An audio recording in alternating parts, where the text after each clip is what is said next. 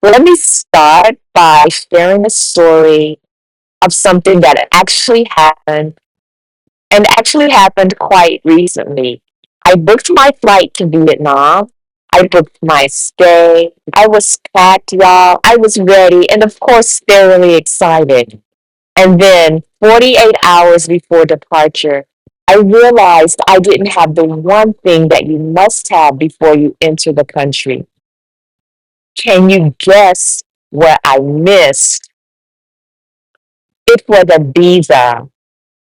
That mistake cost me the trip. I had to apply and pay for an extended visa in the country I was already in. I had to scramble to find new long term housing, and I had to forfeit the money I'd already spent on flight and accommodations in Vietnam. So here's the first strategy that came straight out of that debacle: visa management. Friends, what you must know is this: a valid passport doesn't guarantee you entry. Some countries require a visa in advance, some require a digital arrival card. Most want at least 6 months left on your passport. You miss a detail, and your entire trip can unravel. Now, here's a timeline I use just to help me manage visas and keep my trips on track. About 90 days before I travel, I check the passport validity. I also research visa rules on the official government site of the country that I'm traveling to. And then about 30 days beforehand, I confirm if the visa on arrival card is actually needed. Typically, it's okay to apply for your tourist visa as early as possible.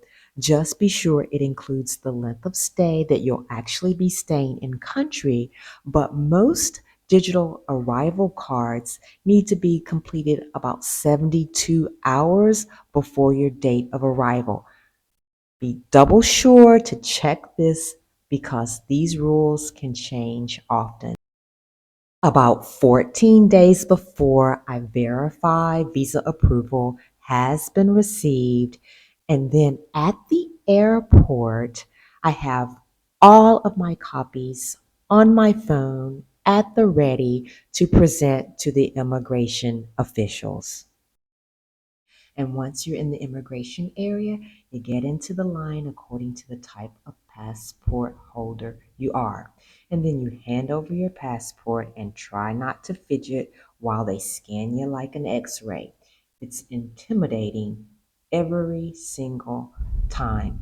And you breathe again when they stamp you through. But here's the bigger point: when you're traveling long term, immigration is not a one time hurdle, it becomes part of your life. And the sooner that you can get comfortable with the process, it's going to feel less scary. Take a look at these unwritten immigration officer rules. Final point: visas and immigration aren't the only things that can trip you up. Housing can be just as tricky. I once thought I'd found the perfect long term place, an oceanfront property, but when I showed up, it had a roach infestation and there was a massive construction site right outside my window. I had paid extra for peace and ocean views, and instead I got jackhammers and had to do my own pest controlling. So, here are some money saving reminders.